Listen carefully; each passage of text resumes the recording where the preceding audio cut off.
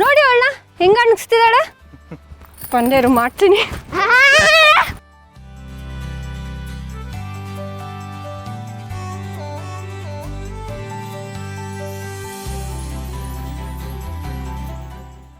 ಇವಾಗ ಸಿಗಾಕೊಂಡೆ ನೋಡ್ಕೊ.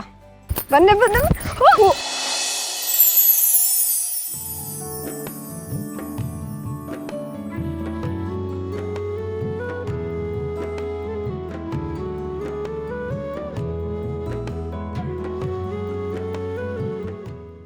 ಅಣ್ಣ ಸೂಪರ್ ಪೋಸ್.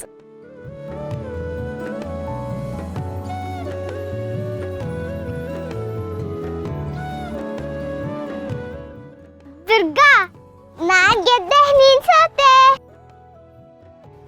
ಪುಟ್ ಮೇಡಮ್ ಬಂದೇರು. ಪುಟ್ ಮೇಡಮ್ ಊಟ.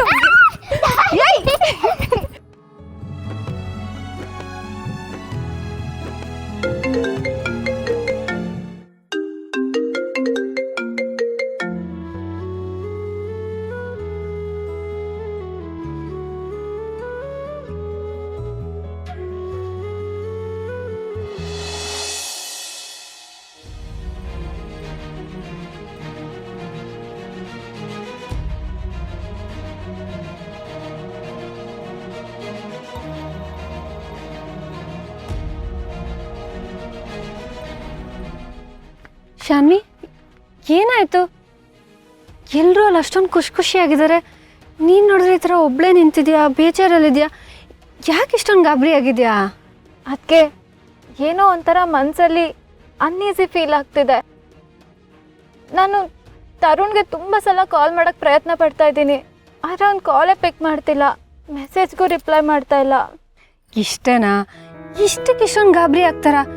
ಏನೋ ಕೆಲಸದಲ್ಲಿ ಬ್ಯುಸಿ ಇರ್ತಾನ ಅಷ್ಟೇನೆ, ಆಮೇಲೆ ಮಾಡ್ತಾನಲ್ವಾ.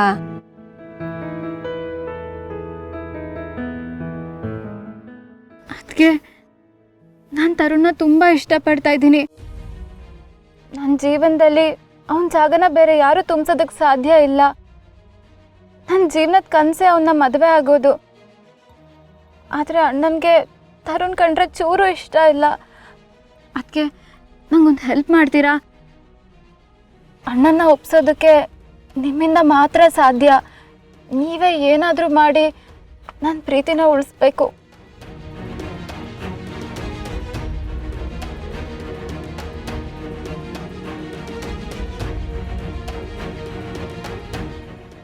ಖಂಡಿತವಾಗ್ಲೂ ಶಾನ್ವಿ, ಇದ್ರ ಬಗ್ಗೆ ಬಾಸ್ ಹತ್ರ ಮಾತಾಡಿ ಅವ್ರನ್ನ ಒಪ್ಸೋ ಜವಾಬ್ದಾರಿ ನಂದು. ಬಾಸ್ ಒಪ್ಕೊಳ್ಳೇಬೇಕು, ಅವ್ರಿಗೆ ಬೇರೆ ದಾರಿನೇ ಇಲ್ಲ. ಸರಿನಾ? ಈಗ ನೀನು ಈ ಥರ ಒಬ್ಬಳೇ ನಿಂತ್ಕೊಂಡು ಬೇಜಾರಲ್ಲಿರಬೇಡ. ಅಲ್ಲಿ ಎಲ್ಲರೂ ಇದ್ದಾರೆ, ನಿಮ್ಮಮ್ಮ ಕಾಯ್ತಿರ್ತಾರೆ. ನೀನು ಅವ್ರ ಜೊತೆ ಖುಷಿಯಾಗಿರ್ಬೇಕು. ಥ್ಯಾಂಕ್ ಯು ಅದಕ್ಕೆ.